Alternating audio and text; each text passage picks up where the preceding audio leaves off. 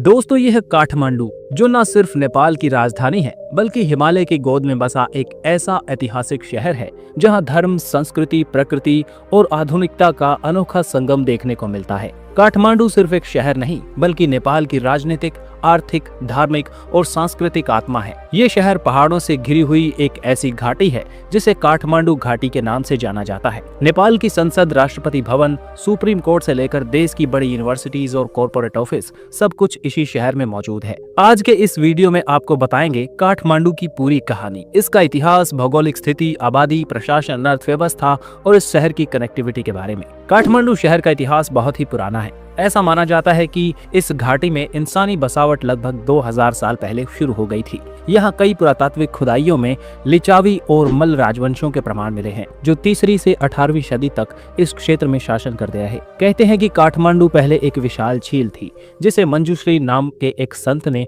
अपने खड्ग से काटकर खाली किया और तब जाकर ये घाटी बसी। शहर का नाम काष्ठमंडप नामक एक लकड़ी के मंदिर से पड़ा, जो आज भी काठमांडू दुर्गा क्षेत्र में मौजूद है। 18वीं शताब्दी में पृथ्वी नारायण शाह ने नेपाल को एकजुट किया और काठमांडू को देश की राजधानी घोषित किया।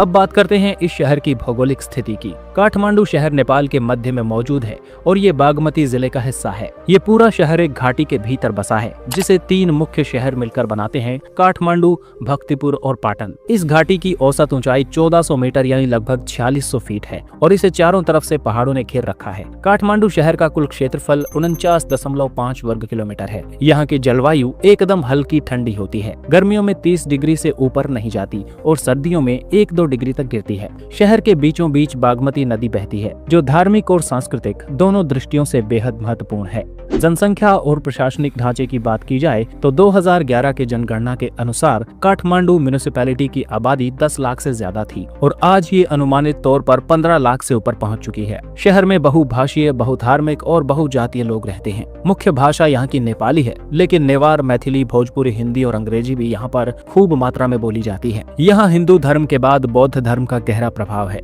और मुस्लिम व ईसाई समुदाय भी बड़ी संख्या में रहते हैं। प्रशासनिक रूप से ये शहर काठमांडू महानगर पालिका द्वारा चलाया जाता है, जिसे 32 वार्डों में बांटा गया है। यहाँ नेपाल का राष्ट्रपति भवन यानी शीतल निवास, प्रधानमंत्री कार्यालय यानी सिंह दरबार और संघीय संसद भवन मौजूद हैं। काठमांडू नेपाल की आर्थिक रीढ़ है। यहाँ देश की अधिकांश बड़ी कंपनियों के हेड ऑफिस, बैंक, बीमा कंपनियां और स्टार्टअप्स मौजूद हैं। यहाँ की जीडीपी में टूरिज्म सेक्टर, एजुकेशन और ट्रेड का सबसे ज्यादा योगदान है। नेपाल की कुल जीडीपी का लगभग 40% हिस्सा सिर्फ काठमांडू वैली से आता है। हर साल लाखों विदेशी सैलानी काठमांडू आते हैं, जिससे देश को अरबों रुपए की विदेशी मुद्रा प्राप्त होती है। शहर के लोकल उद्योगों में हस्तशिल्प, थंगा पेंटिंग, पूजा सामग्री और नेपाल की हर्बल दवाएं प्रमुख हैं।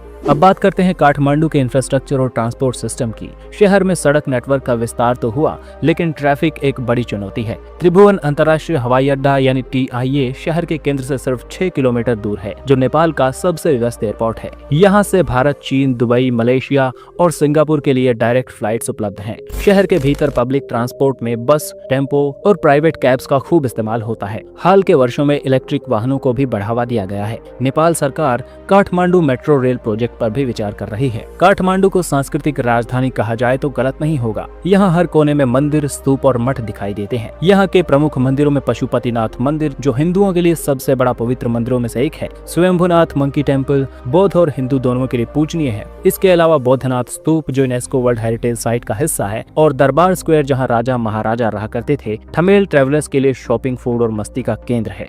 तो दोस्तों, ये था काठमांडू, नेपाल की राजधानी। एक ऐसा शहर जो प्राचीन और आधुनिक दोनों रूपों में जिंदा है, जहां एक और मंदिरों की घंटियों की गूंज है तो दूसरी ओर बिजनेस मीटिंग्स और इंटरनेशनल कॉन्फ्रेंस की हलचल भी है। अगर आप कभी नेपाल की यात्रा की सोच रहे हैं तो काठमांडू आपके सफर का हिस्सा जरूर होना चाहिए। वीडियो पसंद आया तो लाइक, कॉमेंट और शेयर जरूर करें। मिलते हैं अगले शहर की सैर में एक नई कहानी के साथ। धन्यवाद